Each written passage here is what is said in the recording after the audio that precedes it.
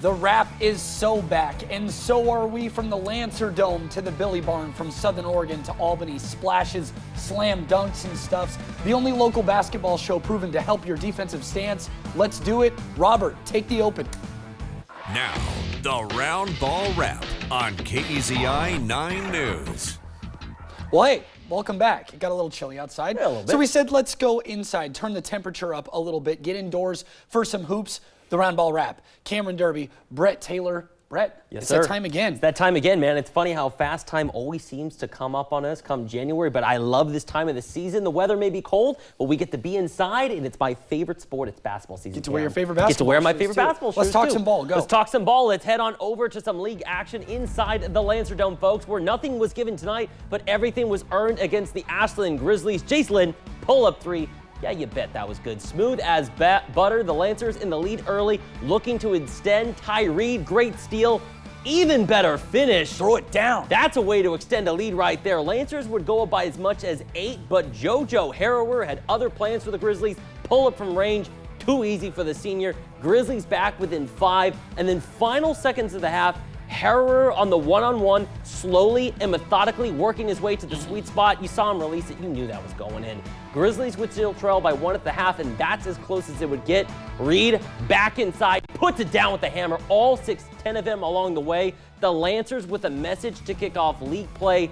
They're ready to retake the Midwestern League in boys basketball, folks. The final from the Lancer Dome, 65-47 Churchill. Jacelyn leading the way, 19 big ones, included 5 threes. They all look just like the one we saw in the first highlight. And the transfer from Sheldon, Ty Reed, 16 points, first league game with the Churchill Lancers. That was a big pickup for them in the offseason. But down I-5, the Lancer girls, they can't get the same job done as the boys in Ashland. A 51-31 loss to the Grizzlies. Mark Churchill's 11th loss of the season. All right, Midwestern action. At North Eugene, the Comets and the Highlanders, never any love lost between these two programs. The Highlanders going big man early. Jordan Gray making some magic happen in the paint, sending Elijah Bryant out on a spin loop.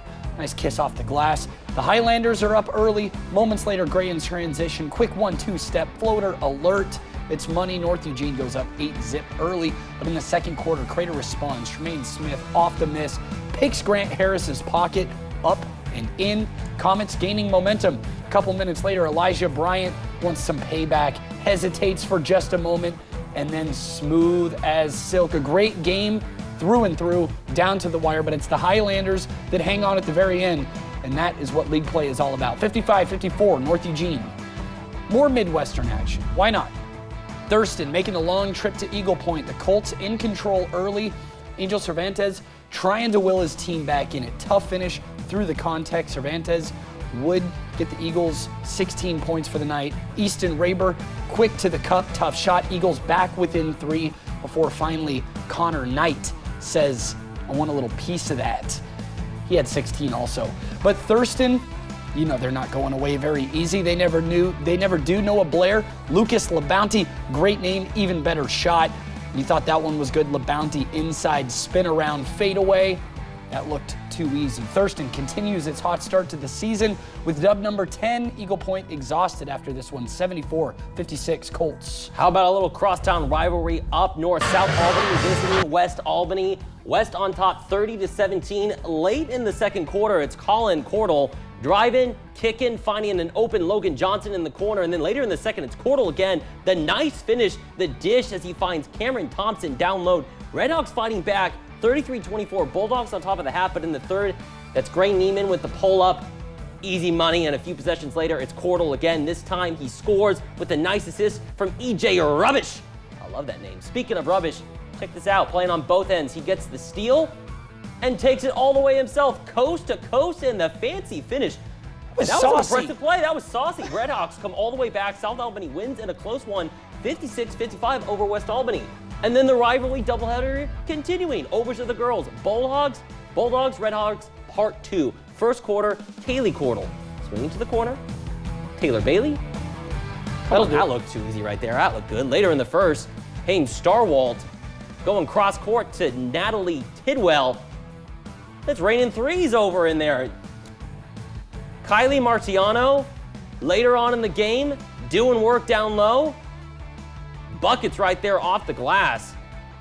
And we've got another great game in this one. Back-to-back close games in the crosstown rivalry, but this time it's West Albany that stays on top. The final from that game, 50-49 Bulldogs. Corvallis girls hosting Silverton will pick it up in the fourth quarter. Corvallis is down 41-35.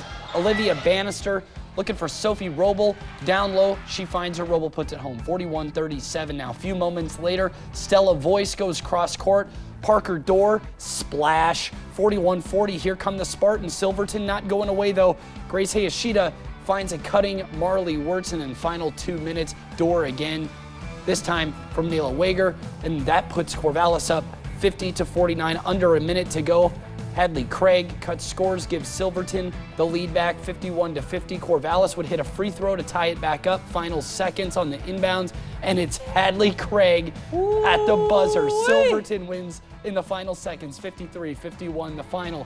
Some other 5A scores across the state, kicking it back to Southern Oregon for girls basketball. Thurston falls to Eagle Point 50-28. While back up north, the Warriors pick up a nice 61-24 dub over Dallas. Lebanon, pretty dang good this season. Sir. Over to the boys. Make it 2 for 2 on the night for Lebanon, a 68-47 win over Dallas. And Crescent Valley takes down McKay, 59-56. All right, we've been waiting for this too long. Over to 6A, South Medford hosting the Sheldon Irish. A showdown with some of the best. First game of the new year for the Panthers. Third one for the Irish. Second quarter, we got a little thievery happening in Southern Oregon. Cole 80 picking pockets, got to go coast to coast, misses the layup, but then Isaac Tennessee comes out of nowhere to finish it. Little later, Sheldon with an answer. It's Kelton Sperry to Eli Forshea. Made you look. Too easy for the vest. And then a minute later, Panthers off the rebound. Joey Clevenger in front of the Irish bench. Silences from all around, but Sheldon, they wouldn't forget that as Rocco Graziano nails it from behind the arc. Boom goes to the dynamite. Another game down to the wire to finish this Friday. The Irish, though, hang on. 1, 2, 3 straight dubs for Sheldon in the final, 57-54.